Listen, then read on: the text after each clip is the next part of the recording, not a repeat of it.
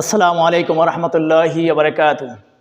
কাছে কিংবা দূরে, কাছে কিংবা প্রবাসে সকল ভাইদেরকে আসসালামু আলাইকুম রহমতুল্লাহি বারাকাতুহু। সামনে আসছে লাইলাতুল কদর। আল্লাহ সুবহানাহু ওয়া তাআলা বলেছেন, লাইলাতুল কদরি খায়রুম মিন আলফি শাহর।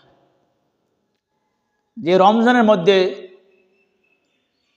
তোমাদের কাছে আল্লাহ রব্বুল আলামিন এমন একটা মাস দিয়েছেন যে মাসটা হাজারো চাইতে দামি, হাজারো মাসের চাইতে দামি। সেই রাত্রটা হচ্ছে কদরের রাত্র। তাহলে আমরা আসতে পারি কদরের রাত্র আমরা কীভাবে বসবো।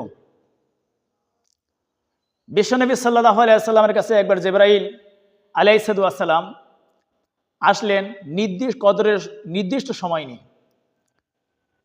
নবী করিম সাল্লাল্লাহু আলাইহি ওয়াসাল্লাম সাহাবায়ে কেরামদেরকে বলার জন্য বের হইলেন। বের হওয়ার পরে দেখতেছেন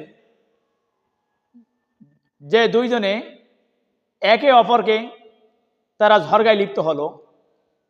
তখন বিশ্বনবী সাল্লাল্লাহু আলাইহি ওয়াসাল্লাম বললেন, তোমাদেরকে আমি এমন একটা সুসংবাদ নিয়ে আসলাম, সবে কদরের সুসংবাদ, কিন্তু আমি এখন ভুলে গেছি, তোমাদের তর্ক দেখে ভুলে গেছি।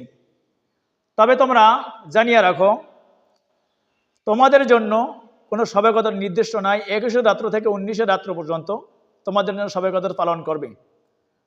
তবে সাহাবায়ে কেরাম বলছেন, ইয়া রাসূলুল্লাহ, ইয়া হাবিব আল্লাহ, আমরা যখন সবে কদর পাইয়ে যাব তখন কি দোয়া করব?